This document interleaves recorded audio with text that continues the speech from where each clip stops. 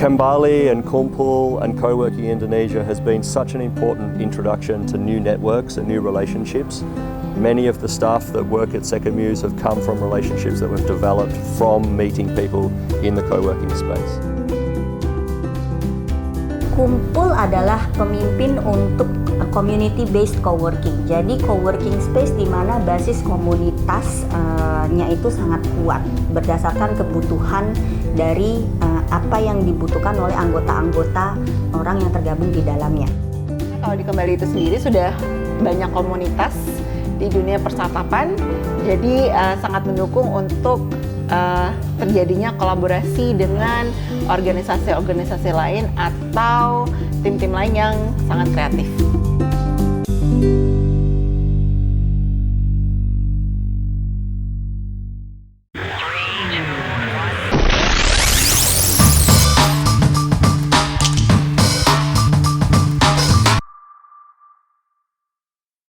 Selamat siang, Selamat pagi. Oh ya, selamat pagi juga ya. Selamat pagi, siang, sore, malam. Sore, malam. Selamat ulang tahun kalau ada ulang tahun. Selamat ulang tahun. Gitu. Selamat menikah kalau ada yang baru menikah. Pokoknya selamat lah terus gitu ya. Selamat lah ya di di tahun 2021 ini. Semoga semuanya selamat. Betul. Ini kita semoga ya semuanya baik-baik aja, sehat-sehat aja, kondisinya juga pada sehat secara finansial, secara mental, Nah, secara otak, fisik juga ya, fisik terutama. juga, betul. Mas Idan, mic-nya boleh deket dikit, Mas. Takutnya. Oke. Itu. Gini ya, Okay, aman ya. Aman, Oke, teman-teman di sana udah bisa dengar suara saya? Oke. Lambaikan tangannya kalau kedengeran. Lambaikan tangan tuh menyerah nanti ya. Oke, jumpa lagi dengan kita ya. Saya Idan, ada rekan saya. Dengan saya Donald. Selalu setia ya, kita berdua nih kompak gitu ya Mas ya. Selalu kompak dong. Selalu kompak ya. Atau dikompak-kompakin. Jadi kita di sini untuk acara Kembali Podcast. Yaitu kita akan membicarakan seputar startup sampai Kempot gitu. Kita akan bahas banyak tentang startup, tentang kewirausahaan, tentang entrepreneurship. Iya. Karena di zaman-zaman sekarang ini penting banget ya Mas ya. Kita bahas tentang hal-hal kayak gitu ya. Dan memang banyak teman-teman di sana juga sebenarnya itu udah punya naluri gitu kan untuk memulai usaha. Oke. Gitu kan, baik itu melalui startup maupun wirausaha. Cuma kadang-kadang masih mungkin merasa sendiri. Masih merasa sendiri, terus Atau merasa bingung juga kan. gitu dia tuh. Mulainya gimana? Gimana? Gitu. Jangan kata mulai usaha, PDKT bingung. Karena kalau mimpi doang, mikir-mikir doang tuh kan gampangnya Mas ya. Tapi untuk merealisasikan itu, mengimplementasikan itu, nah itu yang susah prosesnya gitu. Jadi kita ngobrol berdua aja nih. Oh iya, kita kok kayak Tengah-tengah nyuekin kasih. yang tengah ini ya. Enggak, itu sengaja supaya teman-teman penasaran siapa yang ada di tengah ini. Gitu ya. Siapa nih? Nah, kita kenalan dulu sama Mas Irfan dari timpal.id. Selamat siang, Mas. Selamat siang, selamat sore, selamat malam. Oh iya benar. Udah terbiasa dia. Ini juga punya channel YouTube juga? Enggak sih, dari UKM kampus. Oh, dari UKM kampus. sering bikin podcast. Penyiar juga atau penyair? Penyair kayaknya. Selamat datang di Kembali Podcast. Ya, terima kasih Mas. Ya, jadi Mas, saya mau cerita sedikit nih ya. Jadi pada saat saya mau ke sini, perjalanan ke sini, saya tuh baca nih ya. Jadi di Jawa Barat tuh kan pemerintah kan lagi bagi-bagiin bansos tuh Mas. Saya izin ya, saya takutnya suaranya Mas Idan nggak masuk. Oh gitu. Rada miring mikrofonnya, maaf teman-teman. Soalnya Mas Idan suaranya merdu sayang. Oh gitu. Baiklah. Oke, terima kasih. Oke, terima kasih loh Mas Saya suka Donald. orangnya gitu tuh. Kalau ada yang gatal rasanya gitu kan. Pengen langsung dibenerin gitu ya. Gitu. Nah, kalau ada yang hatinya luka, saya bisa obatin. Waduh. Sudah kembali ke topik. Iya Mas, jadi sekarang itu kan lagi bagi-bagi bansos, lagi bagi-bagi BLT pemerintah nih. Cuman ada yang unik karena ternyata banyak warga di sana yang menerima ayam itu bukan dalam bentuk potongan Mas, tapi ayamnya hidup Mas. Dan orang-orang tuh kan pada bingung dan pada kaget. Ini beneran loh, ini ayam hidup loh. Ayam hidup dijadiin bansos dari pemerintah dan mereka tuh bingung, aduh nih ayam ini diapain ya, dijual lagi, diternakin apa segala macem gitu. Tapi untuk jawab pertanyaan ini, Mas Irfan pasti tahu nih. Soalnya kita pengen tahu tentang Timpal dulu. Boleh dijelasin sedikit nggak Mas Timpal? Ya, jadi thank you atas waktunya. Jadi Timpal itu sebenarnya unit e-commerce, unit e-commerce yang membantu masyarakat urban untuk beternak secara online. Jadi kami itu menjual paket beternak yang di dalamnya itu sudah include bibitnya, bibit ternak, kemudian pakan hingga panen dan vitaminnya gitu. Jadi paket ternak tersebut nanti kalau dibeli boleh dibawa pulang untuk dipelihara sendiri atau dititipkan pada peternak mitra kami. Nanti kalau dititipkan, ketika panen pemilik ternak bisa narik kembali ternaknya tuh, mungkin buat dimasak di rumah atau gimana, atau kami bisa bantu untuk menjualnya. Seperti itu. Jadi yang terbantu di sini adalah pertama mungkin si peternak itu Iya, berarti betul. ya, peternak kemitraan. Atau yang terbantu juga adalah orang-orang yang memang ingin beternak. Ya, tapi tidak punya fasilitas beternak. Gitu. Termasuk kandang-kandangnya juga enggak sih? Oh ya, untuk beberapa ternak ya. Oh gitu. Jadi kalau Iya. saya di belakang rumah ada halaman kecil, Iya. mau beternak bisa. Bisa. Oh, oke, menarik ini. Ini cocok buat kayak orang-orang kota gitu kan Iya, ya, yang pengen berternak juga tapi nggak punya lahan, nggak punya apa, nggak punya knowledge juga bisa Iya, konsultasi iya, sama Betul. Timpal. Ini ternaknya ada ternak apa aja sekarang nih? Untuk yang dititipkan di peternak kita itu ada bebek, Bebek, kemudian ada ikan juga, ikan lele. Ikan lele. Iya. Oh, jadi ada ternak bebek, ternak lele. Iya. Kalau yang lagi lumayan banyak diperbincangkan, kadang ada ternak kos-kosan juga. Iya kan? Itu ayamnya beda juga sih mungkin itu Mas Andi, Mas. Bukan ke sana arahnya bukan ke sana. Tapi emang ada itu orang yang memang punya banyak kosan, dibilang ternak kos-kosan. Oh gitu, oke. Pikiran saya kayaknya harus dibersihkan dulu ya nih Mas ya. Karena tadi habis bicara ayam, Iya, bicara iya. kos-kosan. Jangan ditiru yang satu ini.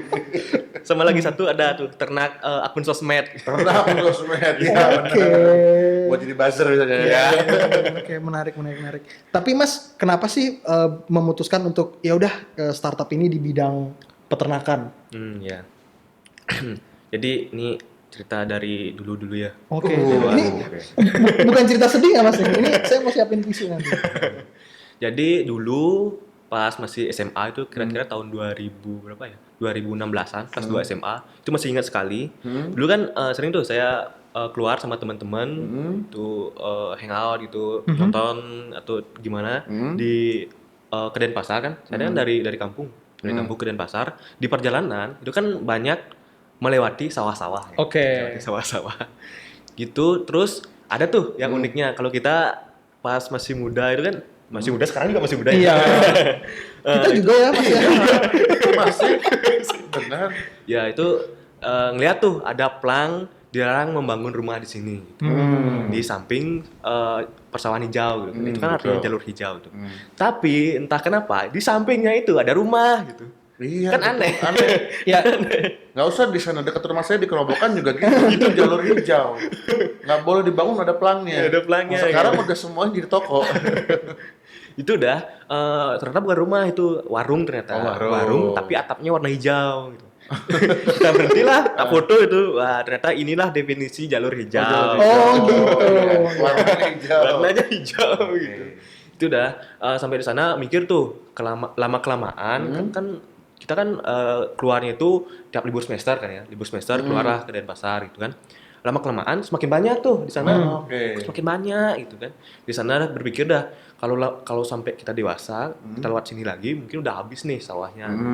Kan sedih banget gitu kan. Benar, setuju saya. Ya sedih banget gitu. Dulu jalan sini bisa sepoi-sepoi angin sawah gitu. Iya. Sekarang nanti pas sudah dewasa itu udah angin dari ayam-ayam aja gitu. Ya, ayam-ayam ya gitu. Iya, betul. Ya, dan ayam lagi. Dan wangi lainnya. Oh, iya, iya. Ya. Iya. Itu udah di sana udah berpikir, wah kayaknya kalau nggak ada gerakan dari anak muda ini nggak bakal. Soalnya kan dulu sempat gempar-gemparnya tuh, wah, anak muda bikin impact di masyarakat gini kah, pengen dah juga Pengen gitu. dah. Wah, keren juga nih kayaknya bikin impact ya gitu. Gitu awalnya. Itu ide awalnya dari Iya, sana. di sana. berarti ya. Terus sempet dah pas awal-awal kuliah, awal-awal 2018 kalau nggak salah, itu sempat terbersit gitu sama teman-teman gitu. Bikin gimana kita bikin startup yuk gitu. Startup tentang apa gitu. aku pengen nih buat startup tentang pertanian tuh. Teman-teman saya yang bilang kayak gitu. Oh, saya tertarik juga, kan saya sempat berpikir kayak gitu, bikin berimpact di pertanian gitu. Ya udah, ayo nah, mumpung visiku sama kamu gitu. Bikin dah startup dulu, namanya tuh Toko Petani. Toko petani. Ya, Oke. itu ikut Startup Weekend 2018 kalau nggak salah. Oke. Itu udah sempat ketemu sama Mas Idan juga sama sama Mbak Suri. Nggak tahu apa-apa dulu tuh bikin startup gitu Toko Petani itu, validasi pasaran juga ke validasi masalah juga ke saudara juga kan, soalnya lingkungan saya itu di Petang Badung Utara itu adalah lingkungan pertanian. Gitu. Jadi tetangga itu semua petani. Petani-petani semua. Itu dah. Jadi cuman ke tetangga aja gitu validasi masalahnya itu. Ternyata benar gitu ternyata. Terus pikirlah gimana kalau kita bantu aja jualan hasil pertanian, hasil panen padinya gitu. Nggak tahu apa-apa tuh dulu tuh. Pokoknya Bermodalkan ide dan semangat ya. Ide semangat aja. Soalnya kita gimana ya? Pas masih dulu itu prinsipnya saya sama teman-teman tuh hajar bleh aja dah gitu. Oke. Mumpung masih muda kan. Cuman sekarang aja bisa gitu bakar-bakar tenaga, bakar-bakar waktu, bakar-bakar uang juga cuman sekarang aja soalnya bisa. Soalnya nanti kalau udah lulus kuliah pasti udah ngerasa nggak enak gitu minta uang ke orang tua. Oke. Jadi sekarang aja nih waktunya kita buat bisa eksperimen hancur-hancuran kayak gitu. Itu sih prinsipnya dari dulu gitu. Terus bikin dah toko petani itu, terus ngajuin inkubasi ke kampus. Terus gara-gara nggak ada yang daftar inkubasi atau gimana, kita lulus gitu. Oke. Enggak dong, bangga gitu lulus. Bangga punya serap lulus gitu. Wah, punya kantor gitu kan ada kayak tenan tuh, punya kantor ya mantap ini gitu. Tapi nggak tahu apa-apa dulu tuh. Terus ikut dah SWI itu. Wah, pasti menang nih gitu. Pikirnya kayak gitu udah pasti menang, kita berimpact nih gitu. Nggak tahu apa-apa itu. Terus ikut SWI, terus ngerekrut lah anak unut. Tak kira kan anak unut, wah pasti pintar-pintar nih, bisa bikin startup, kita makin maju gitu. Mindsetnya dulu gitu. Terus pas hari kedua gitu dah bikin dah gitu validation board dan lain sebagainya itu. Ternyata bukan maksudnya menjelekkan gitu ya, tapi ternyata sama dah kita semua itu tolol ternyata. Jujur banget ya. Suka ini. Tolol ternyata. Iya, orang yang tahu dirinya tolol Benar, itu benar, lebih baik daripada orang yang tidak tahu dirinya tolol tapi so pinter. Salut saya, betul. Itu udah ternyata tak kira ini ada satu anaknya DPR ternyata. Wah ini ada DPR, wah bisa nih finansial gitu kan, modalan itu. Wah ternyata enggak juga. Iya. Itu udah akhir-akhirnya di hari ketiga ternyata mereka tuh cuman ikut SPI itu gara-gara keperluan kampus ternyata. Karena kewajiban kampus ternyata. Udah akhirnya kan saya bawa tim dari kampus kan, untungnya ada tim itu gitu, akhirnya gaskanlah gitu, pokoknya gaskanlah apa aja, apa nanti kita presentasi, pokoknya ajar bleh aja dah gitu. Jadi udah di sama Kak Bunga, kayak saya ingat sekali Kak Bunga pakai tatoan gitu. Saya ingat sekali itu ayo nih toko petani gimana, udah siap toko petani itu, waduh belum siap cok, gimana nih cok gitu, boleh pakai cok. Ini bukan TV ya? Ini bukan TV. Itu udah pas kan langsung nggak tahu apa-apa nih, presentasi belum jadi. Gitu apa namanya, teman-teman nggak bisa bantu juga gitu kan. Ya udah akhirnya kan tes gitu dulu, tes pitching dulu. Benar. Tes pitching terus langsung aja gitu masuk, nggak tahu apa-apa, pokoknya ceria. Saya dengar dulu pas gitu ya, sebelum pitching kan ada kayak apa ya, workshop gitu. Iya, workshop.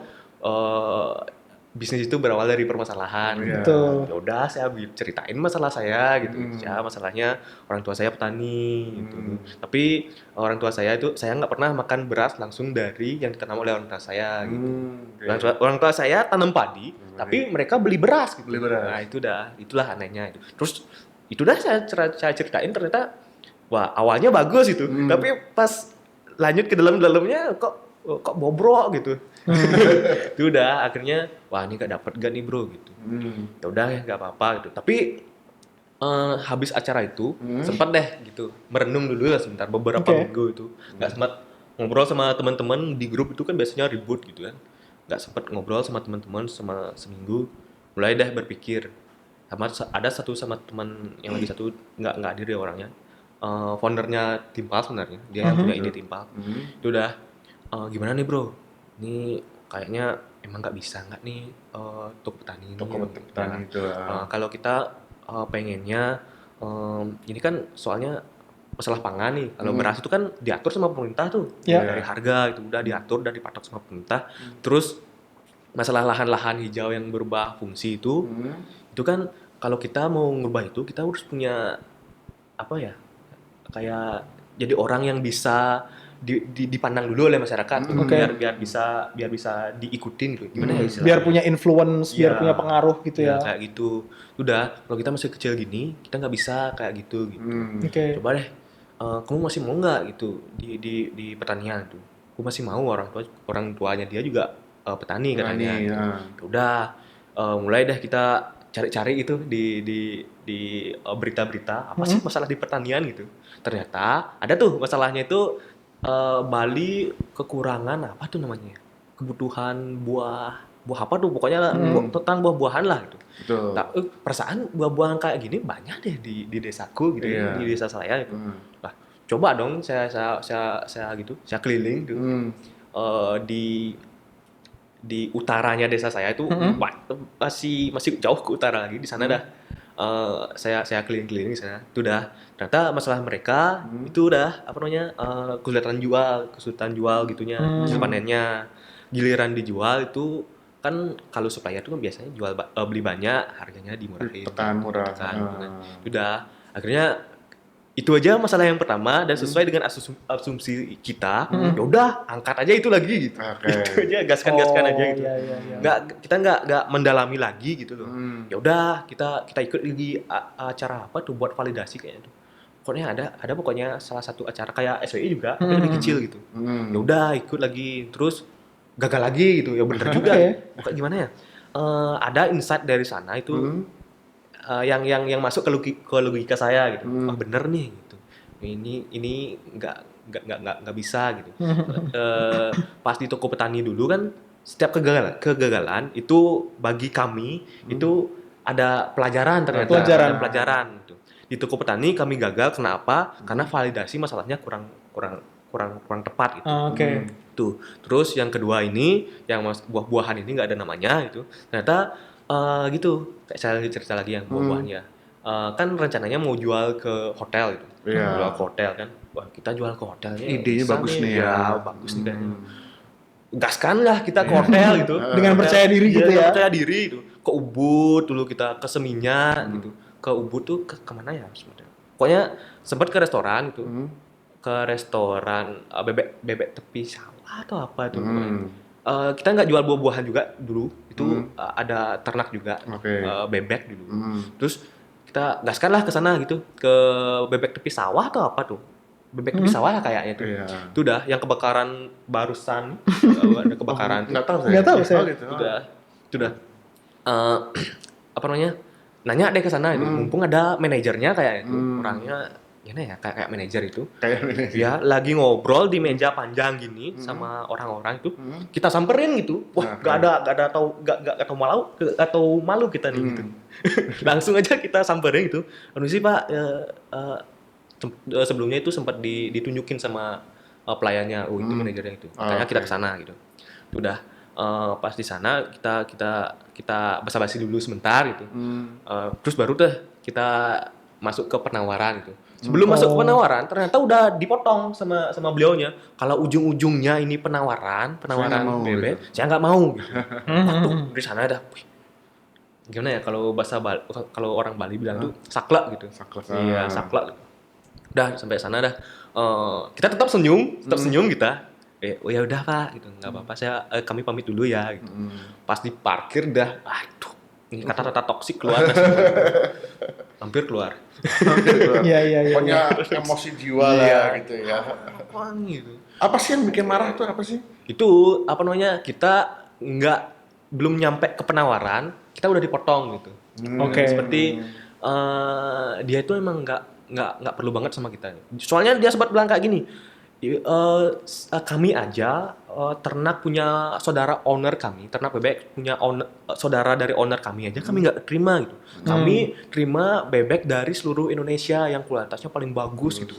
Wah, Berarti itu challenge utamanya ya. Iya. Bagaimana cara meyakinkan potensial customer untuk menggunakan produk atau jasa kita gitu ya. iya. Itu dah. Habis itu nggak berhenti sampai restoran itu kita lanjut lagi ke restoran yang lainnya. Kita tanya-tanyain lagi ke restoran bebek Timbungan tuh yang mana, pokoknya restoran gede lah, nggak tahu malu pokoknya. Hajar terus saja Hajar aja. pokoknya ya. Tuh udah nggak tahu malu pokoknya. Sempet gitu tuh apa namanya, ada satu restoran. Kalau Mas Donald sama Mas Zidan pernah jalan-jalan ke Ubud, ada tuh di kayak teras ring gitu lah, teras ring itu. Di sana dah, untung gitu orangnya apa namanya, halus lah gimana ya? Baik, sopan. Baik, sopan gitu. Diterima lah kita. Sampai dibuat es teh gitu. Es tehnya enak pula ya. Masih inget ya? Iya masih ingat. Es tehnya enak banget gitu, kayak wah tumben nih minum es teh dari restoran mewah gitu. Itu udah ngobrol-ngobrol sana, ternyata mau beliaunya beli gitu. Nah, tapi bukan bebek, ternyata iga babi gitu. Oh. Padahal kita nggak punya iga babi kan, kita jualan bebek. Oke. Oh ada mas gitu. Oke. Ada beli gitu. Kami ada iga babi gitu. Iyain aja pokoknya ya. Iyain aja. Jangan sampai lepas nih customer. Udah. Yain aja terus. Oh semangat dah tuh beliau. Soalnya kan dia juga kesusahan katanya beli iga babi itu jauh. Gitu. Bayangkan kalau ada kalian itu kan lebih gampang jadinya. Gitu. Jadi kalau price listnya harganya cocok, kami talangan gitu. Itu udah. Kita bilang itu, saya ingat hari Selasa, soalnya hari Selasa itu saya nggak ada mata kuliah. Ya, saya bilangnya hari Selasa saya bawa testernya ke sana gitu. Ternyata di hari Minggunya saya kan cari tuh rumah potong babi itu, saya cari rumah potong babi. Terus, waduh harganya nggak nyambung gitu harganya. Soalnya kita kan beli tester kan dikit ya, wajar dong harganya dimahalin. Gitu. Oke. Itu udah, wah masa kita bakar duit dulu nih gitu, masa kita bakar duit dulu nih. Ngobrol lah sama teman-teman dulu, nih gimana nih harganya kemahalan nih, nggak bisa nggak nih gitu, mau ada duit nggak gitu. Kamu aja dulu yang keluarin. Udah akhirnya ya udah jujur aja bilang ke gitunya, ke apa namanya, ke belinya itu, bilang kalau nggak bisa gitunya apa namanya, iga babinya itu kita jujur aja dah gitu. Kita terima anu aja, terima apa namanya, Marah-marahan Iya. dia, kekecewaannya dia gitu ya. kita terima aja Ini gitu. ceritanya tapi kita masih potong dulu nih ya. Iya nih, Mas. Nah, kita masih Tapi potong. sebenarnya menarik banget loh Mas. Soalnya kita tuh dapat insight langsung ya dari CEO-nya Timpal tentang gimana sih perjuangannya dari awal-awal itu ya. Ide itu adalah ide gitu ya. Ide, Tapi perjalanannya tidak semudah itu. Iya juga ya. Jadi ini sebenarnya menarik banget dan kita pengen banget lanjutin ini. Tapi mungkin kita akan lanjutinnya di channelnya Mas Donald di ya. channel Temu Ilmu. Di channel Temu Ilmu. Kita akan lanjutin, dia langsung pindah ke sana. Kita akhiri dulu di channel ini di kembali podcast.